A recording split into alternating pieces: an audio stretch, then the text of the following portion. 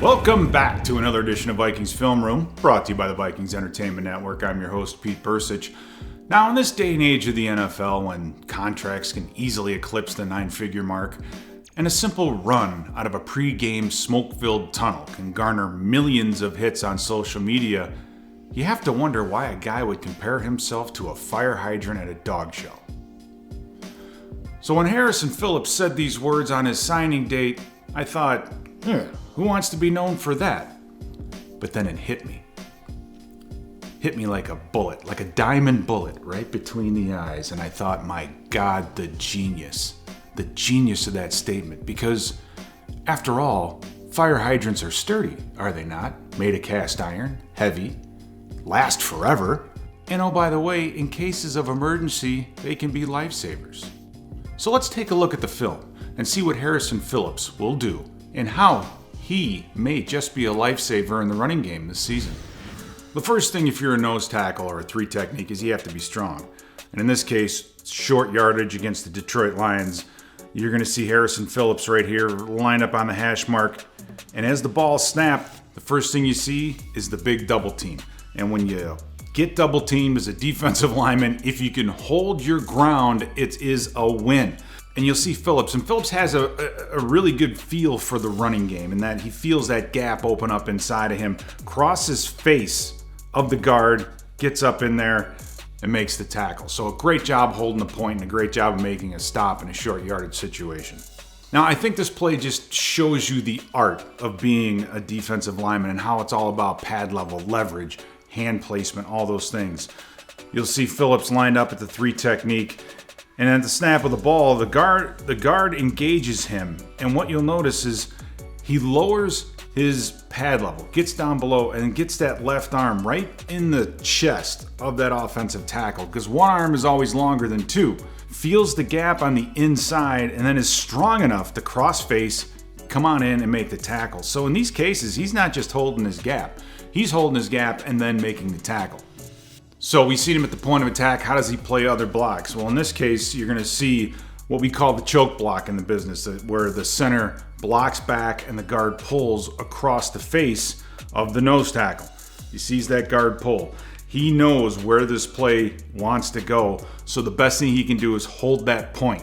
So he pushes that center and actually fills the gap with the center's body. So you can either fill it with yourself or fill it with the offensive lineman. In this case, he collapses the center so the running back has nowhere to go but cut back right into Harrison Phillips' arm. No gain on that play.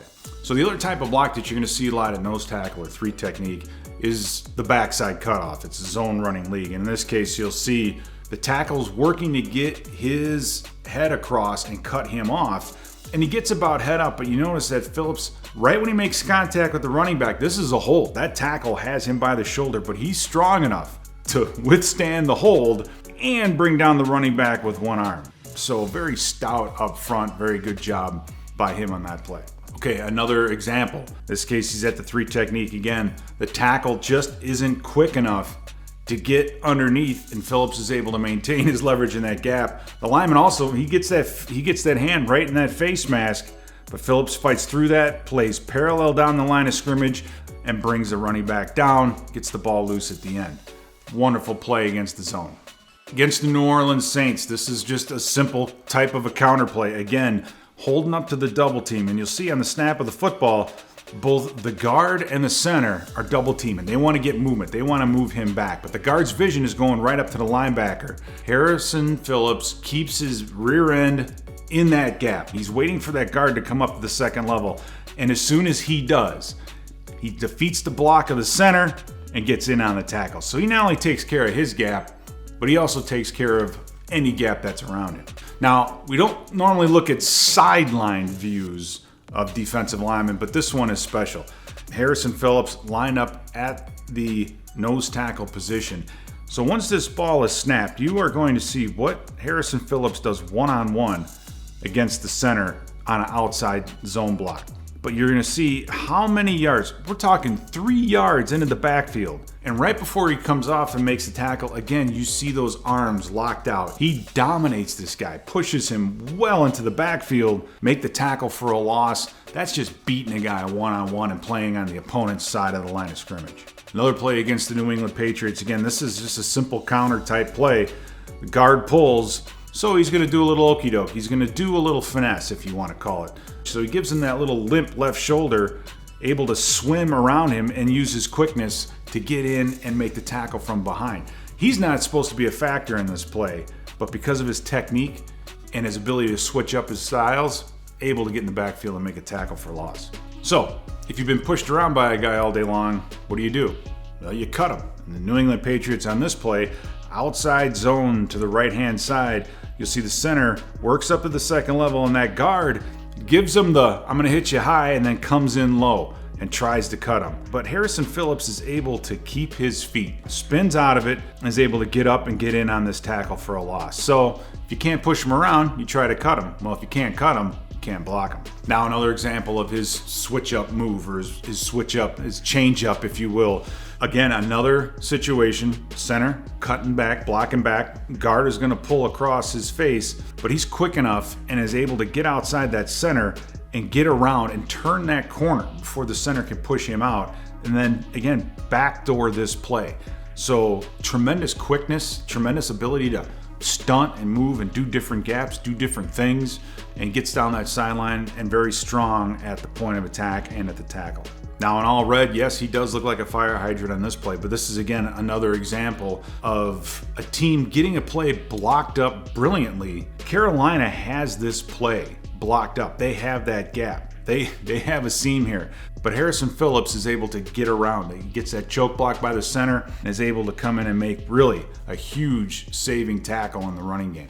And finally, a good example of the pass rush. Now, he doesn't get to do it that often, but in this case, you're going to see this is definitely a throwing situation. No back in the backfield. 4 defensive linemen, and you see how neither A-gap has anyone in it. And what they're doing is they're seeing which way the center turns, and whichever 3 technique is to the side where the center turns, they stay outside, the other guy comes underneath. So you'll watch on the snap of the football, Phillips gets off, gets upfield, and he sees that the center is turning the other way. And what does that leave? That leaves that huge A-gap right there. He comes underneath, beats the guard, and withholds the hold again to bring down Matt Ryan, and you'll see the flag come into the play. So doesn't get a chance to rush the passer too much, but when he does, he has some juice. Overall, Harrison Phillips is outstanding defending the run, something that the Minnesota Vikings defense has been looking for. In this new style of defense that he'll be playing, bare front, really you're either a 0 nose or a 3 technique, and we've seen him play a lot of 3 technique. I think he's going to fit beautifully in this system, and he has the ability to not just take care of the gap he's aligned in, but also some of those around him, and that's going to help quite a bit when you're short half a man in the box.